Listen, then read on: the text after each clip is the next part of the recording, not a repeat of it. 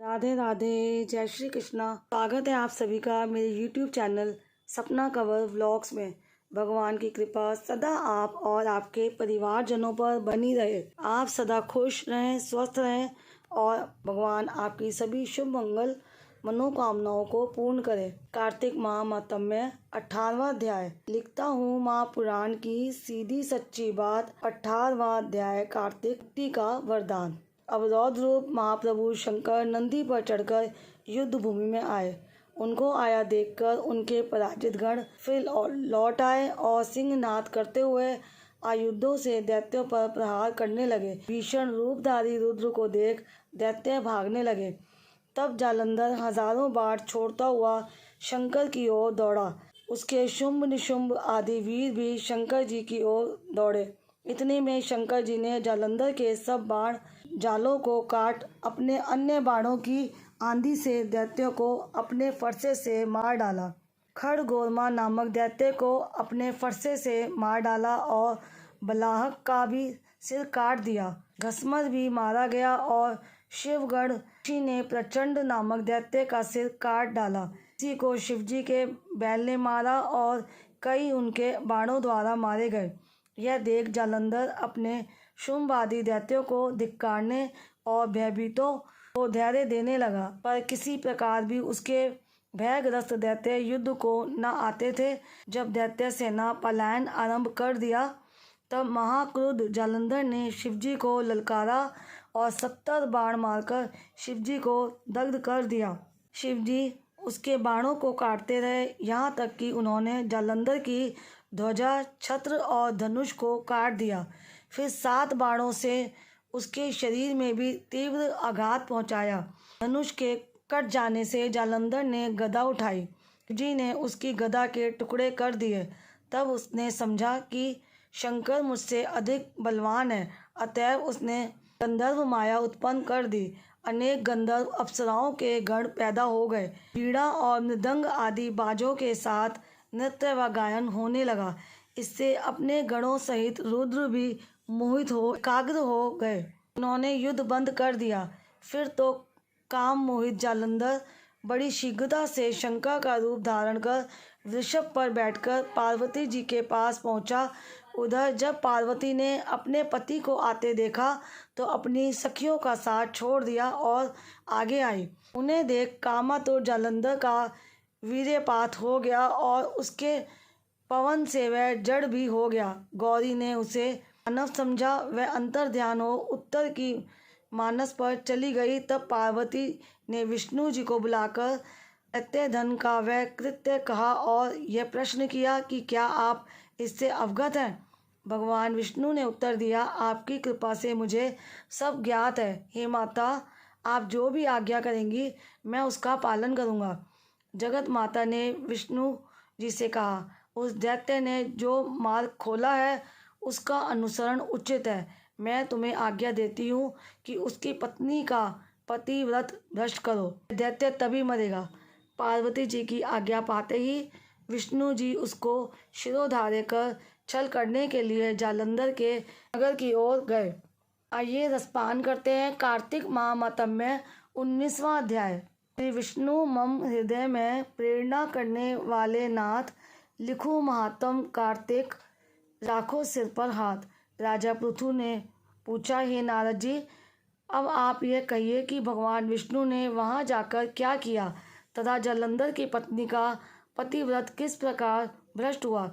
नारद जी बोले, जालंधर के नगर में जाकर विष्णु जी ने उसकी पतिव्रता स्त्री वृंदा का पतिव्रत भंग करने का विचार किया। वे उसके नगर के उद्यान में जाकर ठहर गए और रात में उसको स्वप्न दिया। वह भगवान विष्णु की माया और विचित्र कार्य पद्धति थी और उसकी माया द्वारा जब वृंदा ने रात में वह स्वप्न देखा कि उसका पति नग्न होकर सिर पर तेल लगाए महिष पर चढ़ा है, वह काले रंग के फूलों की माला पहने हुए हैं तथा उसके चारों हिंसक जीव हैं। वह सिर मुड़ाए हुए अंधकार में दक्षिण दिशा की ओर जा रहा है। उसने नगर को अपने साथ समुद्र में डूबा हुआ इत्यादि बहुत से स्वप्न देखे।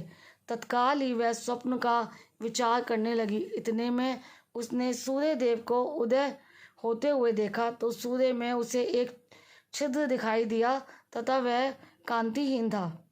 इसे उसने अनिष्ट जाना और वह भयभीत हो रोती हुई छज्जे, अटारी तथा भूमि कहीं भी शांति को प्राप्त ना हुई। फिर अपनी 2 सखियों के साथ उपवन में गई, वहाँ भी उसे शांति नहीं मिली। फिर वह जंगल में निकल गई, वहाँ उसने सिंह के समान 2 भयंकर राक्षसों को देखा, जिससे वह भयभीत हो भागने लगी।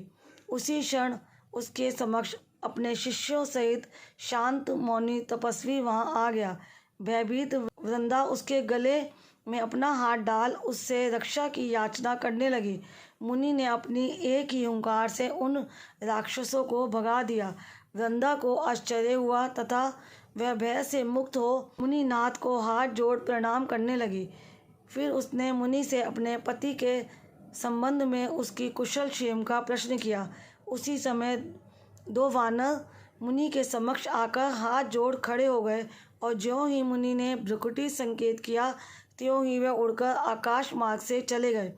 फिर जालंधर का सिर और धड़ लिए मुनि के आगे आ गए। तब अपने पति को मृत हुआ जान वृंदा मूर्छित हो पृथ्वी पर गिर पड़ी और अनेक प्रकार से दारुण विलाप करने लगी। पश्चात उस मुनि से कहा, हे कृपानिधे, आप मेरे इस पति को जीवित कर दीजिए। पतिव्रता दैत्य पत्नी ऐसा कहकर दुखी श्वासों को छोड़कर मुनीश्वर के चरणों पर गिर पड़ी।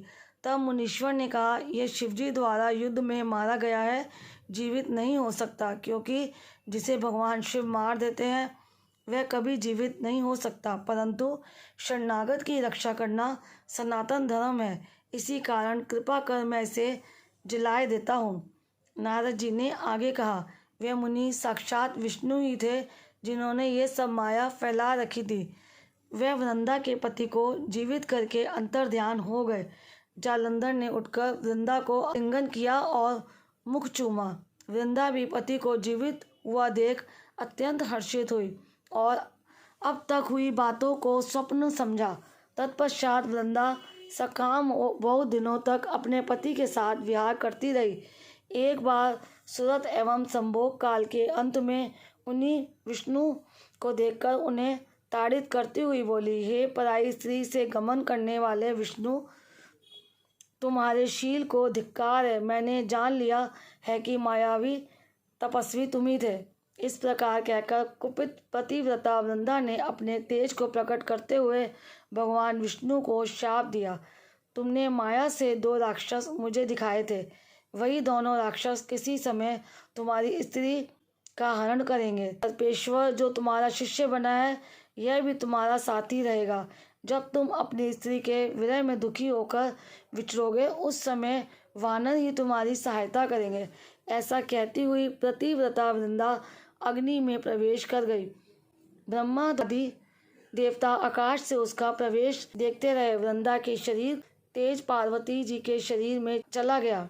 पतिव्रत के प्रभाव से वृंदा ने मुक्ति पा ली। आज के दोनों अध्याय आपको अच्छे लगे होंगे। वीडियो अच्छी लगी है तो वीडियो को ज़्यादा से ज़्यादा लाइक करें और शेयर करें, ताकि और लोग भी इस कार्तिक मास के महात्म्य का श्रवण कर सकें और पुण्य प्राप्त कर सकें। और कमेंट बॉक्स में जाकर पतिव्रता वृंदा की जय ज़रूर लिखिएगा, विष्णु भगवान की जय भी ज़रूर लिखिएगा। चैनल पर पहली बार आए हैं तो चैनल को सब्सक्राइब भी ज़रूर करिएगा। राधे राधे, जय श्री कृष्ण।